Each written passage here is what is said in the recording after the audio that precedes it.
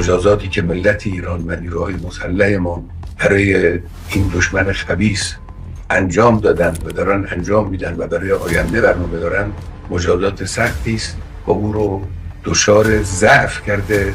همینی هم که دوستان آمریکاییش وارد صحنه میشن و حرف میزنن نشانه ضعف و نشانه ناتوانی اوست.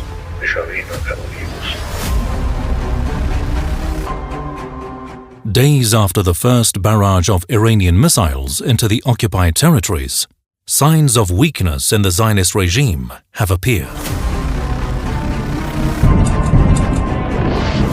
It's as if the trail of Iranian missiles does not disappear from its skies, and the vulnerability of this regime's multi-layered defense system is fully revealed.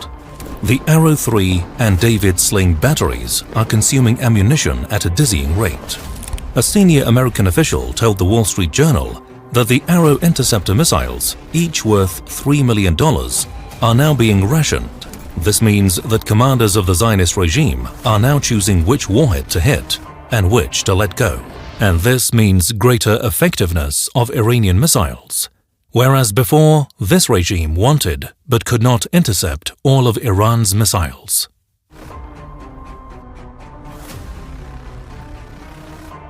The proof is on your mobile screen.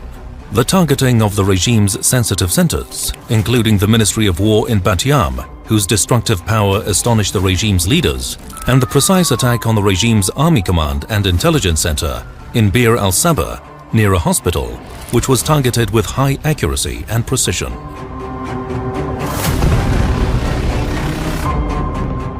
With Ben Gurion Airport closed, thousands of Zionists in Herzliya, Tel Aviv and Haifa are buying $5,000 tickets for sailboats to Cyprus and leaving the occupied territories. The regime's Minister of Transport, Miri Regev, has banned all outgoing travel to prevent a mass exodus that would further weaken the foundations of the occupying regime. When a regime is forced to hold its people by force, it means terror has gripped the entire occupied territories. For years, the regime had tried to portray an impenetrable image of itself. But with Iran's combined missile and drone barrages, that image has been shattered. And images of Iranian missiles hitting their targets, which go viral on social networks despite the regime's widespread censorship, add to the fear and terror of the Zionists. Now, Zionists are asking themselves one question.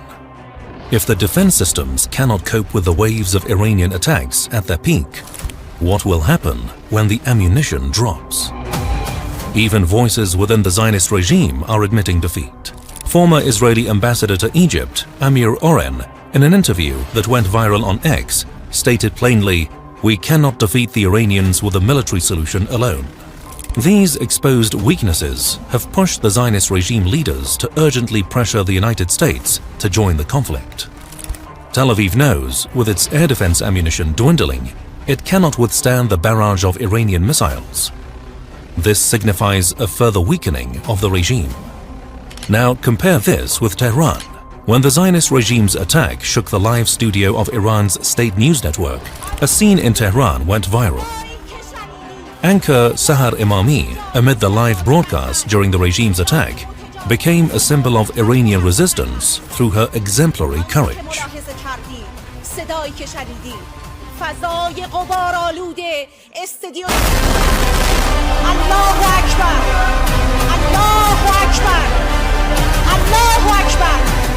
And the widespread demonstrations on Friday across all of Iran, a full 7 days after the regime's attacks began, demonstrate the solidarity of a nation defending its homeland from aggression.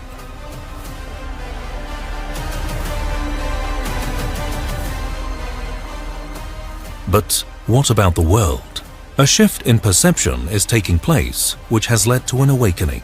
According to a Pew Research Center survey of 24 countries, 62% of people hold a negative view of the Zionist regime, with only 29% expressing a positive one.